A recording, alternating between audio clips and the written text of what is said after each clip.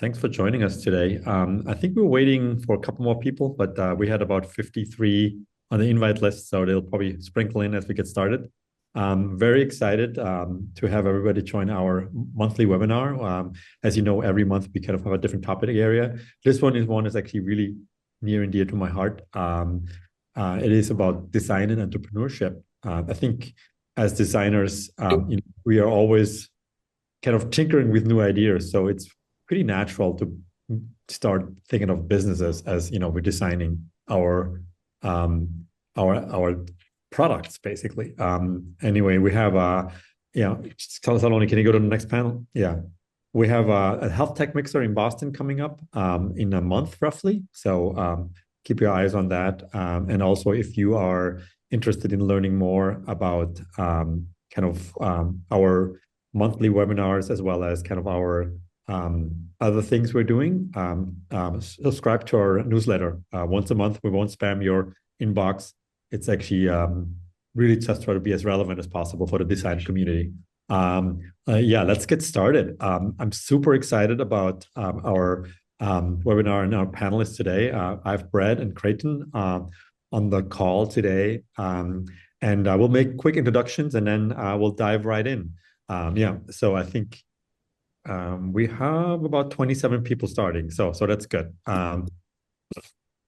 So first I want to introduce Brad Lovelady, who is I think one of probably the most prolific, at least in my humble opinion, designers of our generation. I think he's done incredible things. Founder of Astro Studio in San Francisco, obviously, which is one of the most well-known consultancies, or at least in our ecosphere, really one of the giants. Has worked with many companies from Nike to Microsoft, Herman Miller, Xbox, Shinola. And also why I love Brad so much is also, not only is he so passionate about design, but also he's really, built businesses around design in a really true to design fashion. And that's something that I think is very remarkable. And I love to have you on it today. Thank you so much. And our second panelist is, Creighton Berman. He's based in Chicago, and really why I thought, I'm bringing those guys together is really it's about kind of the new and, I would say the large scale, high volume business model of making design that is so awesome that you are going to build it and injection mold it and put it to the world. And then Creighton is having a little bit of a different approach where, he does more like, I would say, editorial design, where it's smaller volumes, handcrafted, locally sourced. And obviously also Creighton, the reason why I think you've been on the radar so long is you also kind of put together a how-to guide on go on Kickstarter, for folks that are on the webinar that are interested about learning how to become an entrepreneur. I think these are really good skills to have, kind of like, how do you start a Kickstarter? How do you promote yourself? How do you do everything around the design that you created? And that's actually kind of my first question. And I'm just going to start with Brad. First of all, thanks for being here. But, thank you. Design is one aspect of, I would say, being an entrepreneur. And, I think, why we put this webinar together is because designers are destined to be really very successful entrepreneurs because they're so close to the human-centered aspect of, how people interact with daily objects. What was the first, how did you start kind of really thinking of kind of with beyond just design, like, building something yourself and putting it to the world? Wow, that's a big question, but thanks, Gregor. Appreciate it and the opportunity. To be honest with you, like I've always loved design. I was, an artist and a designer first, and and as time went on, I realized that if you really want to get your work into the most effective places, you also had to understand business, because design is the commercialization of art, right? In so many ways.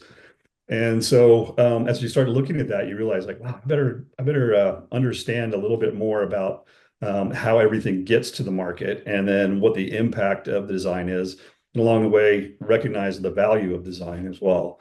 I think that was maybe the selfish inside part of it. I know design was more valuable than just, starting the fire and handing it off, but actually, how could you continue with your vision for well beyond the individual product or even brand building, but even putting yourself in a position for user advocacy through the process, right? Like bring that humanity of like, okay, I want to design things for people. How do I get to them in mass? How do they, get back to me with their reactions and, and make improvements and things. So I think it was like, oh, wait a minute, there's a bigger cycle out here than just design. Design is that spark and catalyst, but there's Mhm. so much that goes on after that. And once you get into it, you realize like, wow, okay, maybe I can do this. Let's experiment a little bit, see what happens. But what were the big takeaways when you get started? Like, what was the big takeaway of like, oh shit, I now don't know now it's everything about what it takes to get things into the market and make it successful. The biggest thing was like, yeah, you had to learn a lot. They didn't teach you this in design school. They didn't teach it even on the streets, so to speak, until you just jump in and get a real life degree, if you will, in what it takes to deliver an idea to the marketplace. right. Um, and then you realize, oh, there's a lot more people, a lot smarter than me that love doing other aspects of it. And so then you've got to create an environment that you can bring together like-minded and yet different skill sets of people and try to empower that. And that's a whole process in and of itself. Mhm. So you think the leadership aspect really is also galvanizing your idea and getting other people excited around kind of your idea, so they really come with you on that journey, right? Absolutely. I think any of us that are in design have learned that over the years, right? How do you get your idea to rise to the top? Are you really selling it or are you putting it in context so that it's just an obvious choice to be produced or made or rally people behind it? And there's a lot of techniques and things, and we in design are fortunate that we have a lot of skill set that help us do that. And I always thought it was a lot more powerful than most companies or organizations taking advantage of unless they were really empowered maybe at the C-suite level or the founder level. Mhm. That's really important, right? Because I feel like, I've been doing industrial design for over 30 years. And so many times I would be in a client conversation and I would be like, this is the best idea. And they Yeah. would be like, whoa, we like the other one, right? And you'd be like, come on, people, how do you, out of the sudden you have the power to make that decision, right? Um, Yeah, and and you have to understand what implications that has on the execution side of it, right? Let's say you want a curved display. Out of the sudden, you're like really sweating the small stuff of that curved display, right? So there's all these, I would say, trade-offs as a designer that you probably don't have to make till you get to production, right? Which is fascinating, right? yeah, yeah. Well, I think, design is a point of view, in my opinion. And so you need to have one and bring people along with that. And maybe there's some convincing or changing your own mind as you go along. It's a process, right? Not being so fixed and rigid that you can't go in and say, oh, all right, there's compromise here, that word that we all designers and artists hate.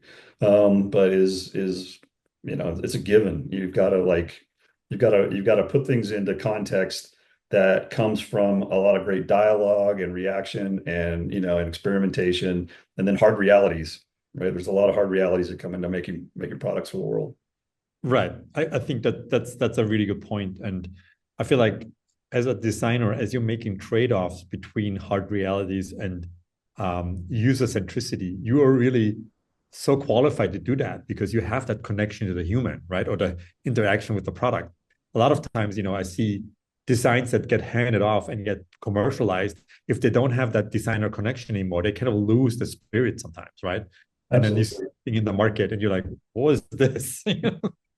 Yeah, I mean, that was like, I don't know, the part of the criteria for really we tried for every project that we worked on, especially at Astro, which was like not only were the human advocates, but how do we bring soul to this and how do we elevate, how do we move the industry, move the market, even if it's incremental, but that was a goal. It wasn't just meet the criteria, but try to find something that would connect. Sometimes it was humor, form factor, sometimes it's brashness, even, like boldness. Other times it's like, wow, there's a really great set of features here that we could bring to bear on the product that they didn't even think about in the brief, right? So Right. we felt responsible for that spectrum. That's excellent. Well, Creighton, I want to jump over to you. As I said, you bring a slightly different perspective, but also have been very successful in, I would say, this um, editorial narrative and also, really taking a very pure element of the design and bringing it all the way to people's hands. How did you get started? What was your journey? And what was your qualifiers for what to pick, what to bring to market? When did you get first like into the weeds of product commercialization? Yeah, for sure. Well, first off, thanks for having me. It's funny. I had got in contact with Brett. I think we figured out it was like 15 years ago when I was doing IDSA Chicago stuff, and I was inspired by what he was doing at the time with Astro and Astro Gaming, and had you come out and talk about entrepreneurship. So here we are, many years Full later. circle. Yeah. So I got to give some credit. Got to give some credit to Brett that I definitely went on that path shortly after having you come out. So super excited to be on this panel with you. But yeah, no. So I studied industrial design, worked a bunch of sort of more traditional jobs where I was in manufacturing or consulting or mixes of the two, and eventually found myself working in more like design strategy, innovation work, helping big companies kind of define what they were going to make.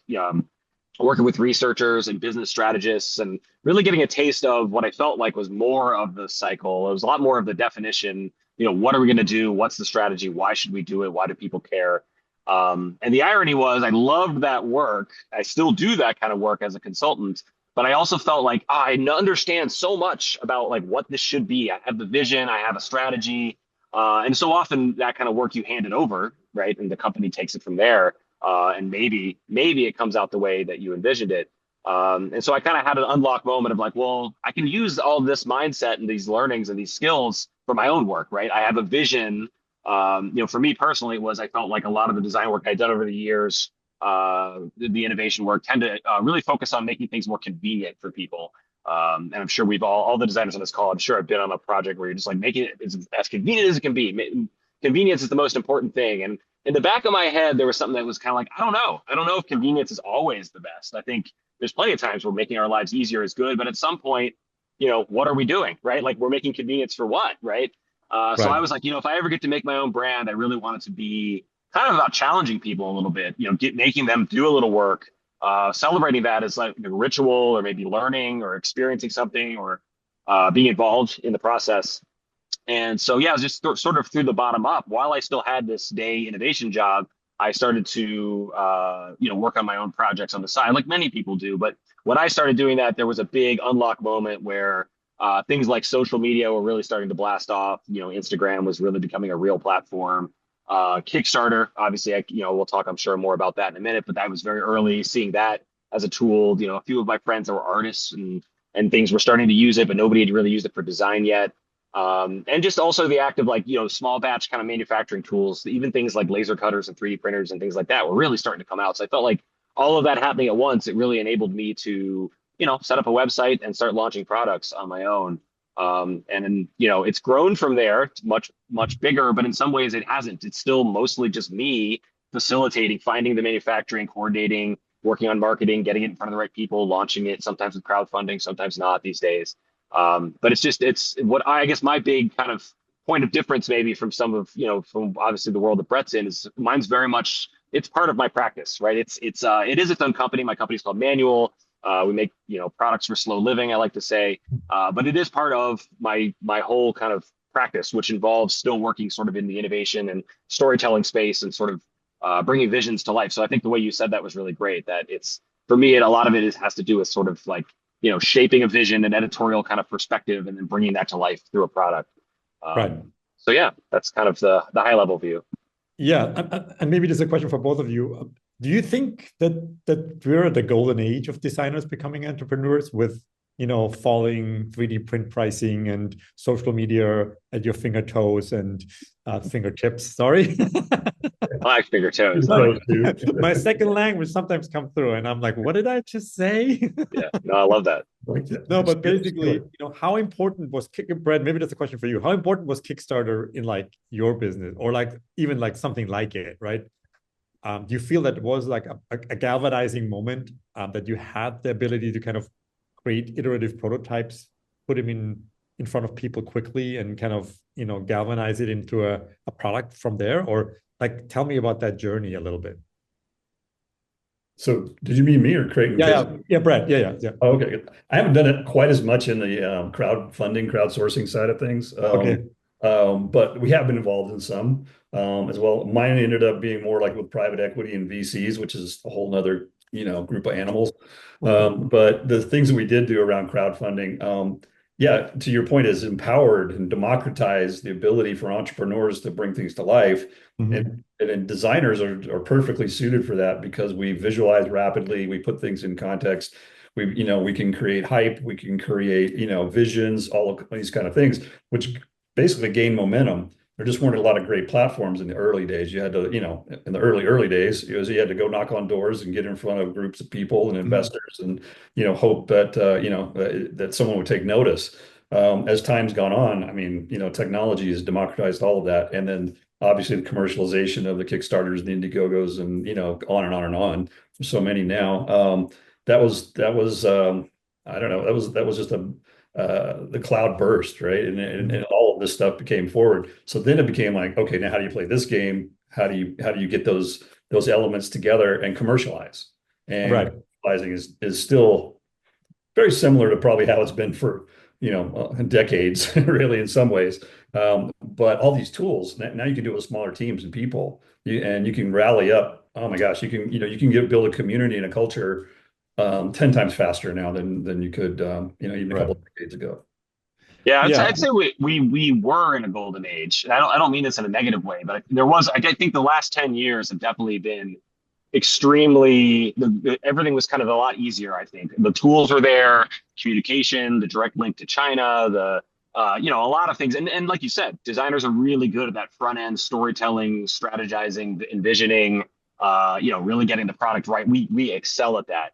I think there's some challenges now that are currently happening that are going to make this a lot harder. I think, the elephant in the room, of course, is what's going on with overseas imports and tariffs and all that kind of stuff is causing some craziness there. But even just smaller things like social media is very mature now. It's not this place where you can just throw something out there and see massive, sharing and everything goes viral all the time. It's actually, people have built cottage industries around it. They're called influencers. They want to be paid for this stuff, right? It's like it's a little more complicated now, I think, than it used to be.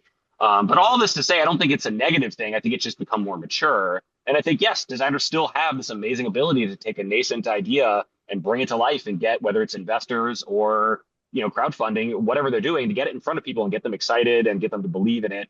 And even do a little bit of the hard work of figuring out the financial model and is this thing actually, does it have possibility? Is it going to, actually make some money?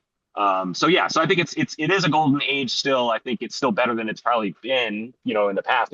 I couldn't even imagine how, I'm a big advocate. I've taught a lot of classes on this stuff, and a lot of things I say to the students is even if you go get a traditional design job, and you should, I think you learn a lot through getting a real traditional job where you're working with other people and have mentors and learn from people who know a lot more than you. There's no reason why you can't still be pushing a side project along and bringing it to market, even in a small batch kind of style. And the things you learn from that are, like I said at the beginning, I felt like I knew so much because I understood, I worked with business strategists and researchers, and it turns out that's still the very front end of this stuff. And like, hardcore marketing and supply chain management and cash flow, like all this stuff is real. Like it's a whole other skill set that designers aren't necessarily super good at, but we can learn to do, or at least learn to find the right people to do. So that's kind of my take on that. Mhm. Yeah, no, that's really good. Brett, I'm glad you brought this up with the VCs because you're right. I remember didn't you launch like a watch brand on Kickstarter, or at least We it's an interesting story. So okay. that was one of our, I think it was our third, I have to think about the fourth company, and it was actually more of a passion project Uh-huh. where we'd designed so many watches for other people that it was like, okay, let's bring our own brand to life. And we had a really awesome creative director inside the studio. In fact, we used to encourage people like, okay, please do your day job, but yeah, crank stuff up on the side and let's see where it goes. Got to give props to Dana Krieger. I think he's still the VP at Sonos. So Dana came up with this watch concept, which was very West Coast based. It's called -8. Anyways, the short story is we were like, well, do we really want to start another company? And it just so happened that we had a partner that we'd worked with a lot that's has changed and moved along called PCH. Some of you guys remember those folks. Anyways, they were bringing together brands and licensed brands, and we're like, let's license the brand. So Mm. long story longer, is we basically licensed it to them. They would build a team. They were bringing all these boutique brands to life. And then after a few years, they decided to get out of that business, and so we inherited our own brand back, if you will, and product line. And so we're like, okay, well, we could use some more capital. We've got inventory. We've got a variety of things going. Why don't we put it out on, I actually at the time was Indiegogo, and part of that was because they were 2 blocks away, and we were doing enterprise projects with them anyway, so we kind of knew these guys. And so that was our first foray. And then you realize, like, wow, you still have to make a lot of assets. You still have to do a lot of marketing. You still have to do a lot of awareness building and sharing and on and on and on. And like that's its own investment. And so then, are you going to pick up some more money, or you put more in yourself? VCs, private equity, friends and family, whatever it might be. So the crowdfunding was helpful. I think for us, it was more about awareness than it Right. was about we really bringing in the bucks. So it was good. And, glad we went through the process, because we had clients at the same time that kept coming back and saying, hey, will you help us get on? Can you develop the assets and get on Kickstarter or get on one of the platforms? And as a design, consultancy collaborator, it was really good for us to know that process intimately. And I plug one thing, I think that's been one of the biggest benefits for this brand building side and company launching side is we not just, talk about it, we walk the walk.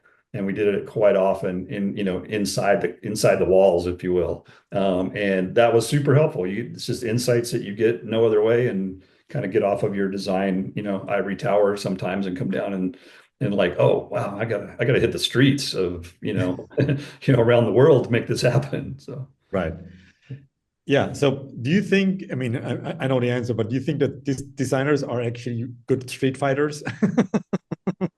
some are, some Yeah. aren't. Just like every profession, Right. it kind of comes back to, their interest level and their passion, the realization that, like, yeah, I may have the best idea in the world, but if I can't learn to fight for it or promote it or develop it, through the channels that exist, or make new channels, much like Creighton's done, I mean, like, embrace new channels and ways to do this. Like, I actually think every designer probably would prefer to like make things locally, as they go, hone their craft, really like put their heart out on the table through these products.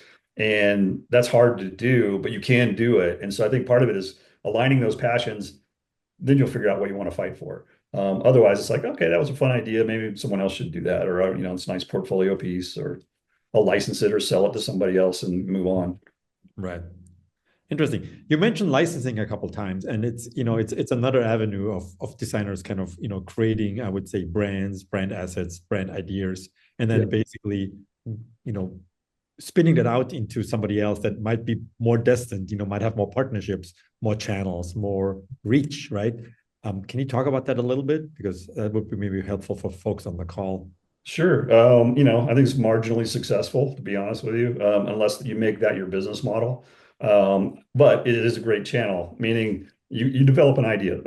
Like for me, they always starts with, the idea and who we're designing for. Like what is it what's the benefit package of someone, is actually going to put down hard-earned money or really get behind this passionately, culturally, whatnot. You start there, and then you go, okay, I'm not going to develop the whole supply chain and everything else about it. So where should this go? Right. When you have that in your mind, like, okay, if I bring this alive, I probably want to partner with these folks who've already built out all of this, this infrastructure, or this group of people that I think I could license to. You don't want to get distracted by that, because if you do, it's like it's sort of you're working, second guessing other things and other people. But in the back of your mind, you're like, okay, if I'm not going to take this forward, how far do I take it before I go talk to people and then license, talk about royalties, talk about collaborating, define what it is you've created that has value, the IP, if you will, protect that to a degree. But go have discussions with those folks if you're really not the person who's going to turn it into a business. Mhm. But don't let it be intimidating or scary. I mean, like, I've got this thing, I think they would benefit from it. I want to talk to them about bringing it to life. Sometimes it works. That's why I was sort of saying marginally, because you can put a lot of effort trying to convince other people to do something with you or for you, and you only get a little bit of benefit. And next thing you look down, you're like, wow, I'll never recoup the investment, or, they're going to change it and morph it, and I lost control. And I think that's why I brought my own brands to life, and with really good partners was probably I didn't want to lose that control, especially early on. Like I wanted the vision to come out like we defined it. And I think, great. And I imagine every one of your products is like that. Like there's a vision for this, and the fact that I can control it is it's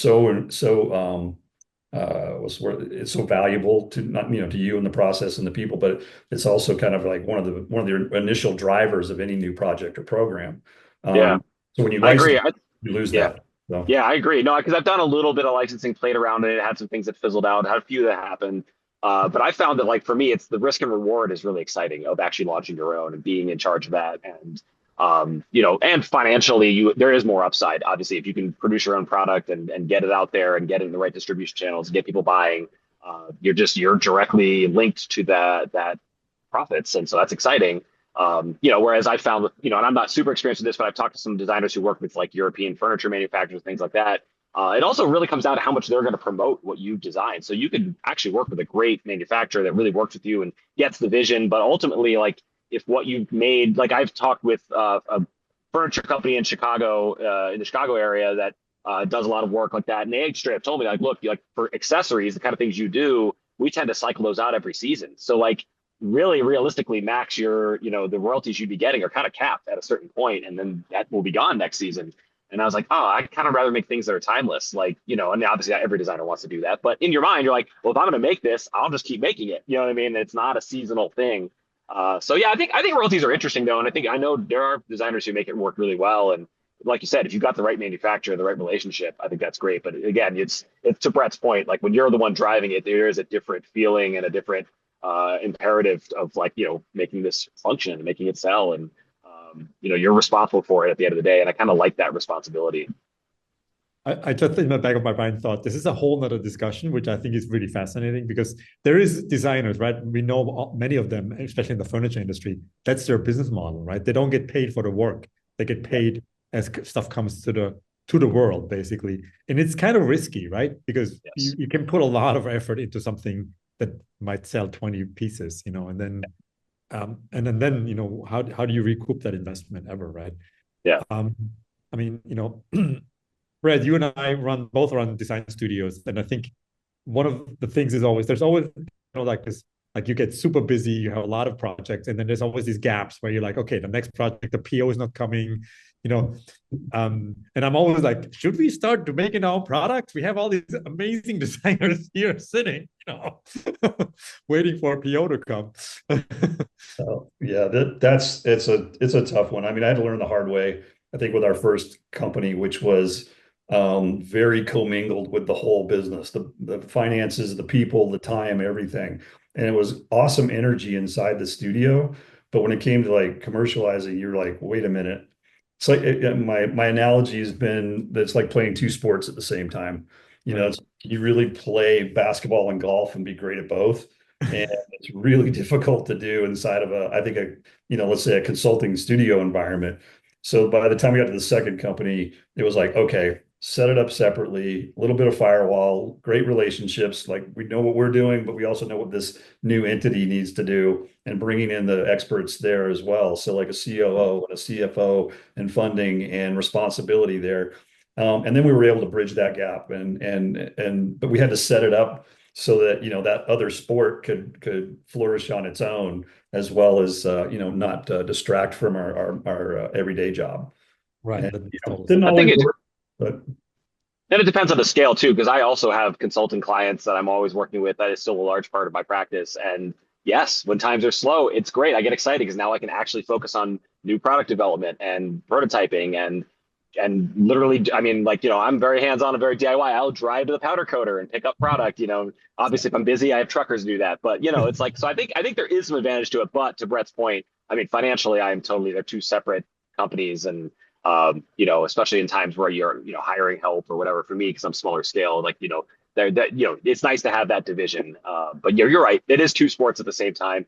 And I think that metaphor works really well. You're probably not going to be amazing at both, but it's really fun to play multiple sports. So, that's the other side of it is, it all kind of depends on the scale. I mean, obviously, if you're trying to run a multi-million-dollar product business at the same time as a multi-million-dollar consulting business, yeah, it's hard. But at different scales, it actually is kind of doable. And I found that I really like being able to switch my mind back and forth between very high level strategic kind of blue sky brainstorming for a client, and then hands-on, assembly and logistics and marketing for manual. Interesting. Yeah, Brett, I mean, VC funding, if people have a great idea and they're on this call, how do you do it? Oh man. I'm going to write a book first. Yeah, and actually, it wouldn't be a great book because it's a lot of hard work. It's a lot of pavement and time. Part of it is again kind of like you would take a design project, is understand your audience. What are their motivations? What are they going to expect, right? A lot of them are, love looking at what you're doing and they want to be partners and everything's great in the beginning. And then they're expecting a return on that investment because that's their business model. They've got to create an environment where like what they gave you comes back, exponentially better.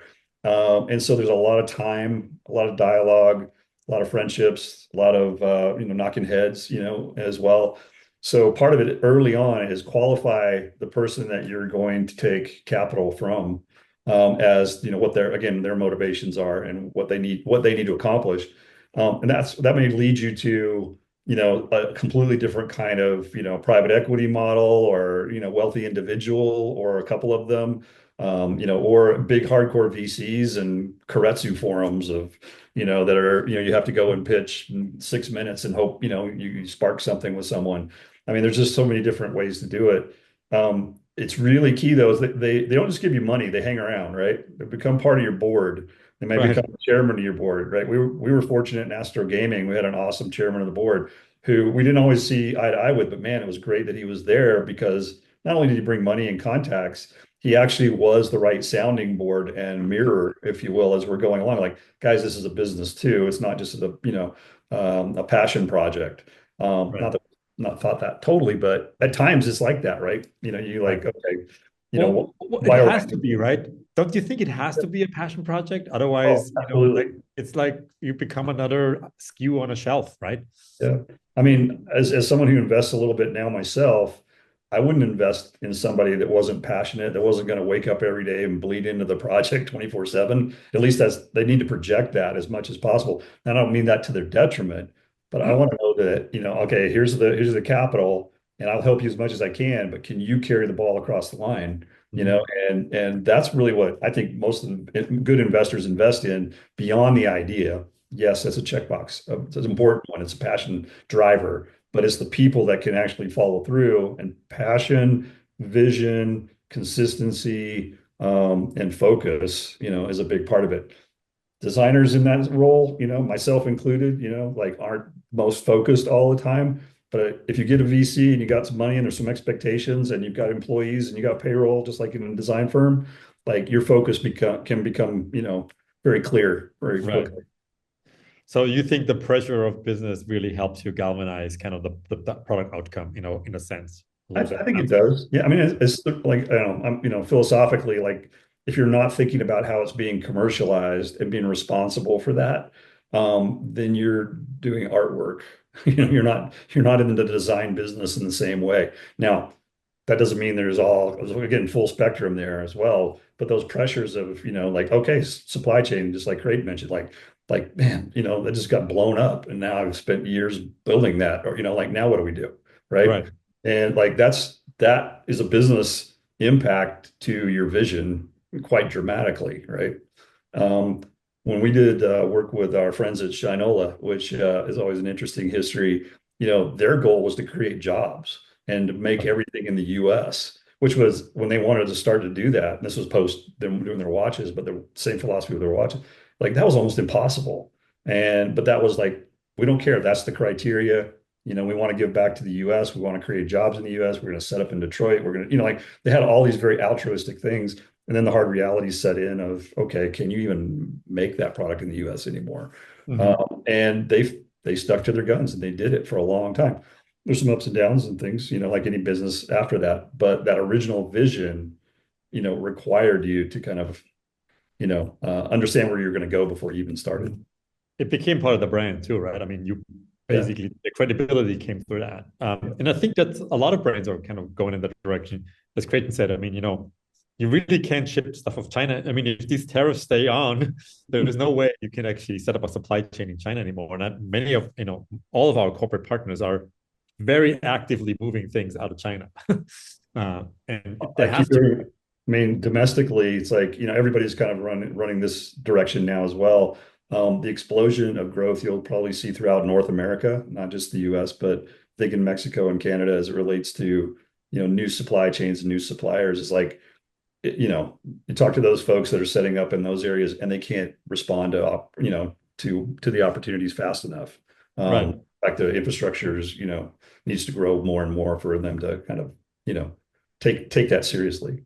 Right. I think the challenge there really is, and I don't want, that's a whole separate conversation, but just molding machines there's not that many molding machines in the US. You can't, There's a lot of things. Yeah. I mean, a lot of my line over the last few years has been focused. I use a lot of borosilicate glass, which is, it's basically lab glass. It's very specific kind of glass. And I would say probably close to 100% of the world's supply of the tubes, the raw material, come from China. So it starts there no matter what.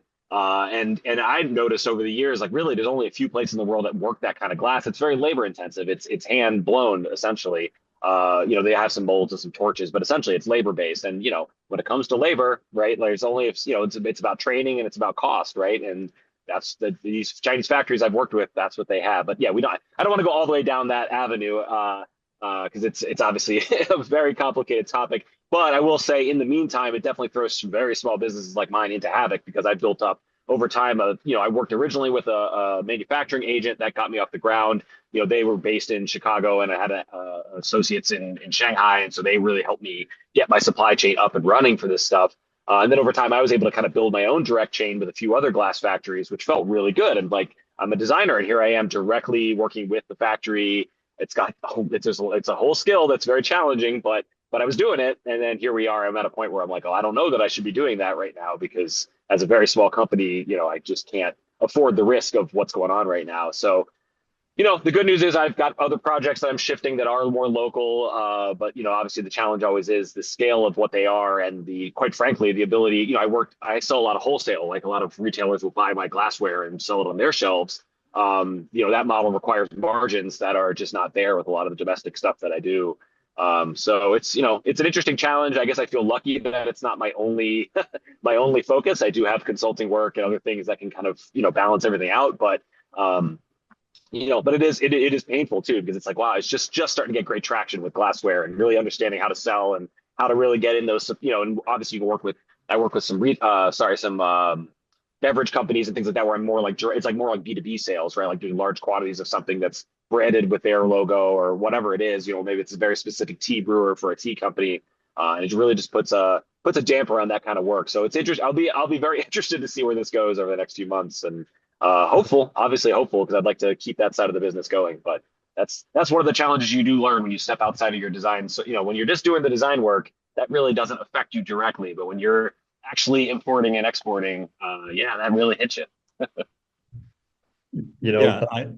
Just 2 seconds, I would say, not to overly promote Creighton, but like he's living this real time. Like, the companies that I had and developed and whatnot, I mean, I've exited from them and it was mostly pre, the explosion of crazy in the last 5 years, so, I would reach out to Creighton. I would talk like someone who's on the ground has a perspective that you just can't get anywhere else. And any of you that are listening to this or follow up on it, there's a lot of, learnings that are going on real time here across many industries. So find the people that are really trying to figure this stuff out. If you want to try to, adopt that into your world. Anyways, good luck, man. Thank you.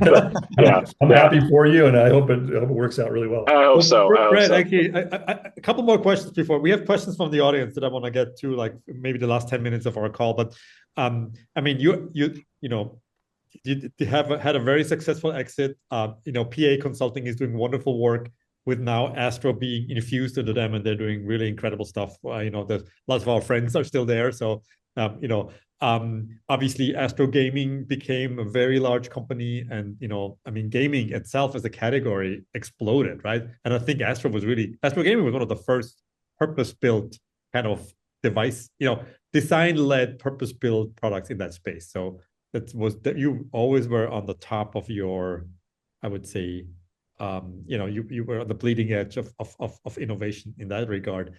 What are you cooking up? Are you like spinning up a product company? What are you doing? Oh, that's a good question.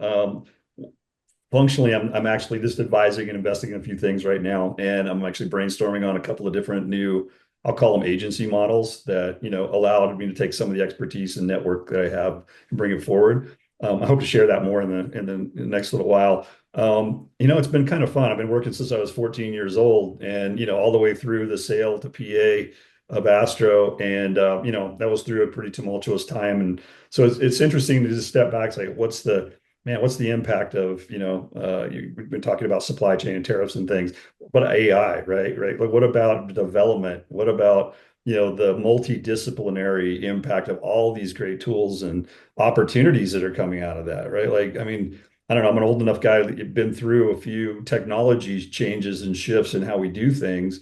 I'm pretty excited. This feels like the dawn of some outstanding times that will be really challenging and really exciting all at the same time. And so for me, I'm like, okay, how do we connect with that, right? How do you do that? Still maintain maybe that position of being a designer who's a user advocate, not even a user. I kind of am sick of that term, user and consumer. It's like the human advocate in the process. As things become more automated, more robotic, more synthesized from technology.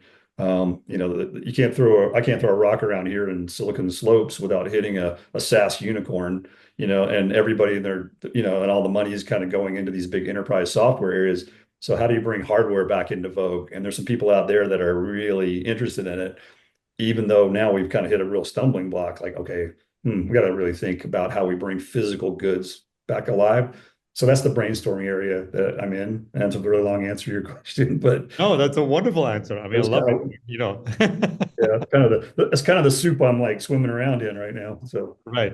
Because I think one of the things is like, I say this, designers have the greatest job in the world, right? Because first of all, you're always a designer. It doesn't matter if you're working, you're not working, you're a business consultant. I think it's more like an approach to the world, right? As you said, it's an opinion, right?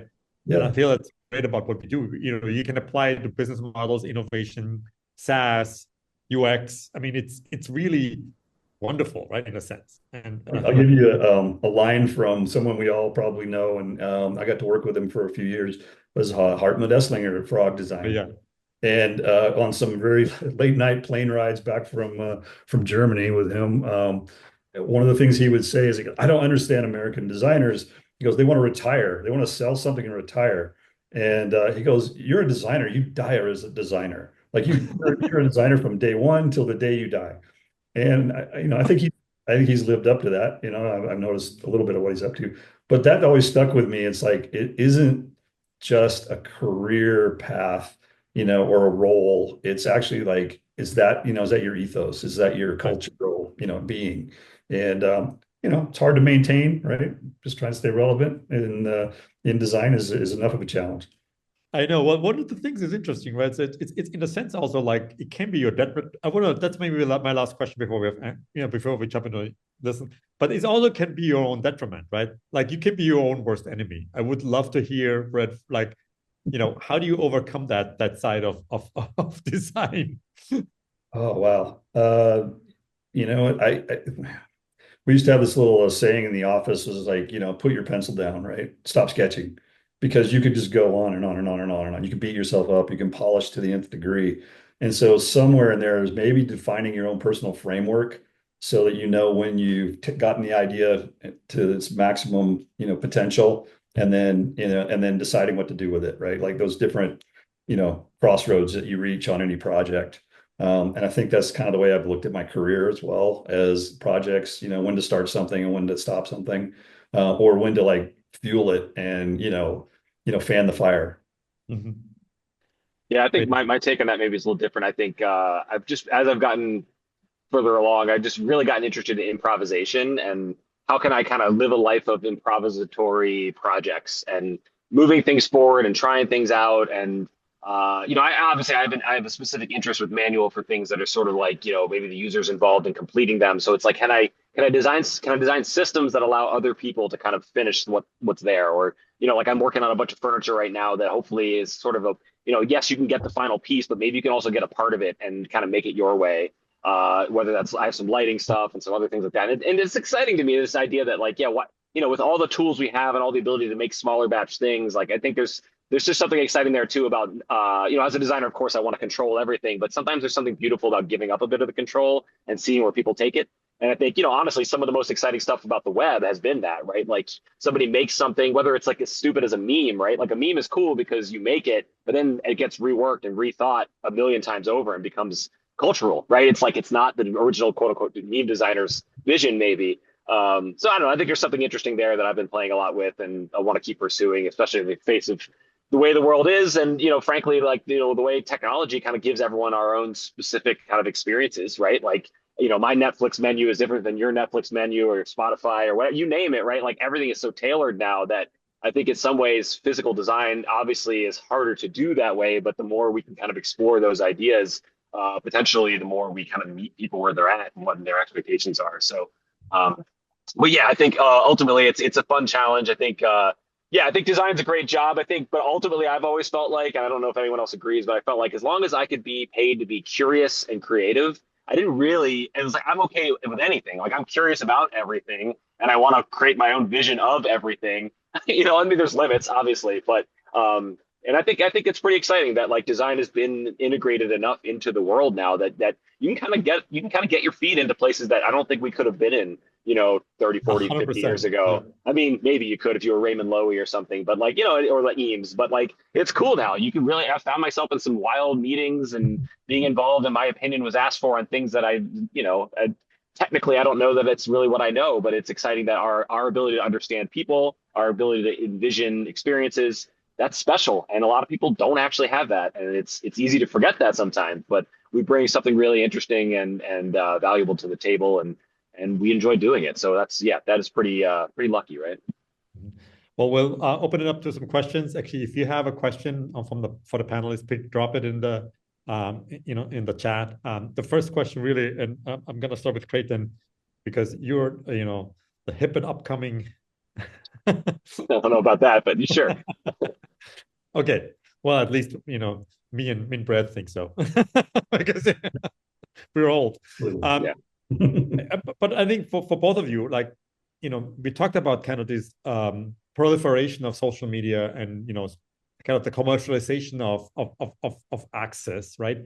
What are the up and coming avenues for getting your word out as a designer? Is it social media? Is it in person? Do we go back to like getting somebody really excited about something? Like what's the next frontier for us to kind of connect? I'm a bit of a contrarian here. I mean, I think if you had asked me 10 years ago, I would have said, oh yeah, social media, there's so much cool stuff you could do there. For a lot of reasons, I'm not so sure. I think it's flooded now. It's flooded. It's also always a race to be the new hip, cool, doing whatever. And I didn't embrace TikTok. Like I'm probably not gonna at this point. So it's like, I think there's nothing wrong with that. Social media is a great place. I think it's great for me. I think it's exciting for networking, or the better term for that is just finding friends, finding people doing interesting work, like connecting with them, chatting with them. So I think it's still very valuable. It's a great tool, but I'm personally much more excited about, just getting creative about physical world kind of things. Like I started a mail club for manual.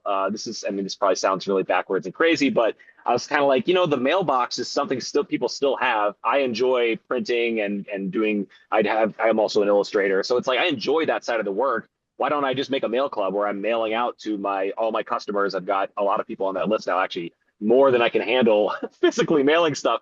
But there's something kind of exciting, and people tell me that when they get some of the mailings that I send out. Yes, it's marketing material for manual or myself. It's marketing material, but also it's something. It's like a gift to them, right? It's a physical postcard that they put up on their fridge, and there's something really exciting about that kind of one-on-one physical connection. And I've even done this with some of my corporate clients. Like I've convinced Microsoft a few times to produce these kind of corporate zines, essentially taking that zine language from the 90s that I kind of came up on, and, punk rock zines, and creating, an editorial piece about some of the work they're doing in AI with that. And they hand those out right at Davos. Let's say this happened actually a couple of times. They're handing my thing out at Davos, which is the big, summit in Switzerland where everyone's at, and it's such a striking difference from what people know a technology company to do. So my whole point in saying this is really like getting creative, remembering that we're designers and we don't have to use the channels that everyone else uses to promote ourselves or talk about our work. We can find alternate channels or strange channels or small batch channels and actually have a lot of fun with those. Brett, I know when you started, I mean, I've always loved Astro's work, and I feel like you guys have done a really good job, not only in the design, in the physical object, but also the storytelling around that physical object, right? Do you feel that was always important to you? Was just natural? Like, Yeah, that was always important. I mean, we were in high volume consumer goods, and in consumer markets and culture driven lifestyle trend markets, and that was on purpose. And so part of that was to how do you keep a pulse of that? And how do you reflect that? How do you even develop license in your brand to people to expect that? And so, early on, the channels were like, okay, well, let's just stand juxtaposed to the industry. Let's work in areas that, we really want to work in, we can be authentic in, and then, be a bit more, brash here and there and take that license just to like, garner attention, especially in the early days when we were just, young, didn't know any better.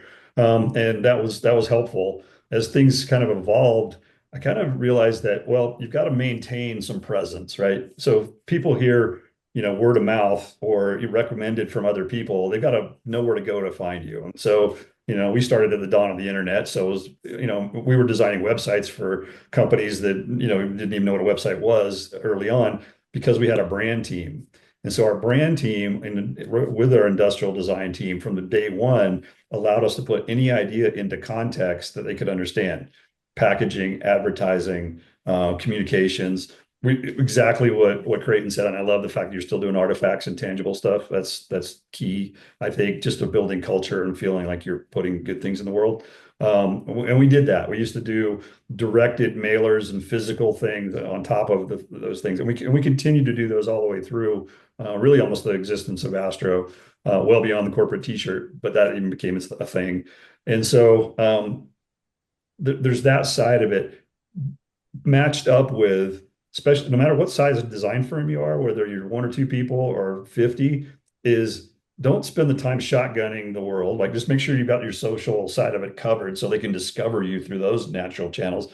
But if you want to go work for somebody, find out who works there, how you get in the door, how you talk to them and introduce yourself and to say, look, I don't know if there's any business here to be done, but we really like your brand and we think we can do some things that no one else can. And you just target individual companies or individual people within those companies. And then, you know what? Good people introduce you to other good people. It's like, not for my division, but man, you should talk to the CMO. He's got this project that's just burning a hole in his pocket. Okay, boom, there we go, Or this lady that we just joined the team, right? Like she comes from this other area and she knew all about you guys. And so, she's the person that's going to introduce us. So it really is trying to find the mix of characters out there that align with your brand. And then plant that seed because that seed usually takes 3, 6, 8 months, a year, 2 years. Oh, years. Yeah. We had clients walk in and go like, man, I always knew when I got to this certain role, I was going to come hire Astro. It's like, all right, well, that was 5 years ago. Don't wait that long, but I understand, it's like, anyways. Excellent. Sherry had a question. Go I think just to combine the two thoughts, I think ultimately it's relationships, right? It's like, just use all the tools you got to develop relationships. And, I think if you come at it with that mindset, then you're open to all tools and all ways. And you realize that, a relationship is oftentimes fostered in person or at least through direct communication, right? And then it kind of takes a little bit of that emphasis off, I should always be a brand. I mean, obviously that works for people. So if you want to be a social media influencer brand and kind of develop as a designer that way, it can work. But I think I think ultimately still it comes down to relationships. They're building just mass relationships. It's just a different scale, But yeah, I love that. And I think ultimately the downfall of influencers is really like when they are not authentic anymore, they lose that spark, right? As long as they're really close to what they believe in, they can be very powerful. But if they don't embrace things that don't have any meaning for them, it becomes kind of a shallow husk around kind of that idea, idea, right? I always say when they become a billboard, that's when they've kind of jumped the shark. And it's like, I've seen it. I've had actually associates who I respected who had amazing aesthetics. They were building a world building on their social media. But then at some point you're like, oh, you're just drinking whiskey for McKellen now. Okay. Like that's great for you, but this is not really compelling. So I yeah, I think know, you're I right. know. I think you're Yeah, right. if you get endorsed by McAllen, it's I time to mean, yeah, good time for to move on. you. No shade, Good for but you, you but exactly. you're a We human love it. billboard. So Well, we have about a couple more minutes. Yeah, Sherry was asking, and I think I see this because I see this a lot of times. So if you have a great idea and you want to bring it to the world and you're an entrepreneur, right? Um, what's the most important thing to get to market? Like, and I know that's maybe a large question, but is it like where can't you take a shortcut? Like what's important? What is the most important thing? Is it the product? Is it like, yeah, I want to hear from you guys, maybe like your lessons on that. You want to take that, Craig? well, I mean, I think from my perspective, I think I mean, I would say maybe even building the brand, like just what do you stand for? What are you about? Like, obviously you're not selling that, like you're not going to make any money there, but like just getting that, even if it's on your side, not necessarily put out in the world yet, but who are we? What do we stand for? Like, what are the kind of things we will make? What are the kind of things we won't make? Like, just really getting a good sense of like what you're trying to do. And obviously you don't want to make them they don't need to be like constrictive guardrails. They can, but just being able to kind of define the territory, I think that's really important. I mean, obviously, when you want to start making things, there's more functional, and maybe Brett will speak more to that. Like, yeah, you've got to do certain things to get in line. But I just think that's done a lot for me when I finally defined a brand and said, okay, this is the kind of projects I want to be doing here. I found that to be very supercharging for me because then it was like the ideas just flowed. I kind of knew a lot of the decisions I made, like around manufacturing and promotion, they kind of made sense because, like, well, I'm this kind of brand, so I need to. I think what I want to do is this kind of work, and it really gave me a projection, like a direction to move in, which I think is really valuable. Kind of a North Star, right? I feel Yeah, like, yeah. I think setting some of that creative North Star, creative visioning, it doesn't have to be super overwrought or very corporate, but I think just having a good sense of who you are and what you want to build is really valuable just for yourself, if not for how you talk to others. yeah. And then one more question. Peter had a question about, and I think that maybe I want to start with this. You know, I don't think that, we'll get low labor jobs back in the US. It's not going to happen. I mean, China is already getting too expensive for some industries, right? So they're already going to Vietnam and India, and there's a waterfall, right? But we have great minds with great ideas. Some of the biggest brands in the world came out of the US. Astro, I mean, there's a lot of innovative thinking, right? Um, you know, how do we make things here again? How do we make more things here again? Is it? And maybe that's I a big mean, question. so much of that comes back to, again, like it's funny, we're talking about the artifacts and the things being made. There's people that build factories, there's people that build big businesses, there's people that buy injection molding machines and set them up, and then they have to like figure out their business model and things that are going on. So I think there's an overarching sort of long view to investing in ourselves. Like, I mean, if you really embrace what, I mean, I don't know, everybody in our industry has been talking about it for years and years. Like, how do you onshore more? How do you do more domestically? How do you do more locally? Like, I don't even want to ship product. I want to like pick it up and sell it, and or not even use them, any of the shipping systems. Like, I mean, there's all kinds of desires. So, okay, well, that still all exists. And here we are now. It's like, okay, who's going to invest in the businesses that enable these things as well?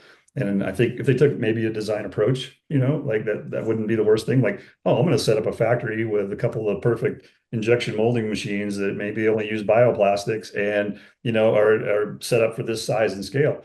Like the enablement that creates for people to build those kinds of supportive businesses that actually aren't supportive. They're actually like way bigger than probably the design products going through them.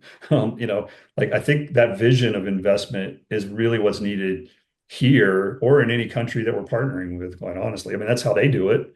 It's like things just didn't show up in Vietnam overnight, right? Like they didn't, I mean, China's rushing in there, and now you're looking at India, and India has this huge desire factor to build out a lot more opportunities and flow like China did for product development. So how is that enabled, right? And personally, I like staying away from the government on all fronts, wherever possible, because they take enough of our money and throw it in the air. So why not? Like who else is going to invest? Who's going to build those future factories, right? And Right. I think that's going to give us the biggest chance of, especially if we're going to produce real physical artifacts. So many of my friends that are in digital, you talk to them, and it's so fleeting and so soulless for them that they're like, I'll do anything to make something tangible except invest in it, because they're like, oh, wait a minute, I make so much more money in software. Right. So anyway, Just real quick to throw another perspective on that too, like from the bottom up perspective, the other thing you can do is kind of look around what already exists. I mean, like I'm doing more and more work with a CNC wire factory that's on the west side of Chicago. They do a lot of work for like, insides of like sub-zero refrigerators and stuff like that. So it's great work. It probably keeps them quite busy and pays the bills, but they're always interested in the creative projects I bring them. Even though they're not large scale, even though some of them challenge what they do. And it's, so I think, just supporting some of what's out there. And, obviously if you have a brand that's focused on consumer electronics, like it's hard to go find a wire manufacturer in the US and work for them. But if you have the flexibility like I do, I think it's kind of exciting sometimes to start with the manufacturing method and then figure out what I'm going to design. Sort of a very different flip from, the traditional, what all of us know, which is like envision it, figure out how to make it later. So that's another way to do it. And I feel like, when I work with these smaller factories, some of them are better than others, but some of them you can really see they have a desire to do interesting creative work and find ways to fit that in with the larger scale work they do.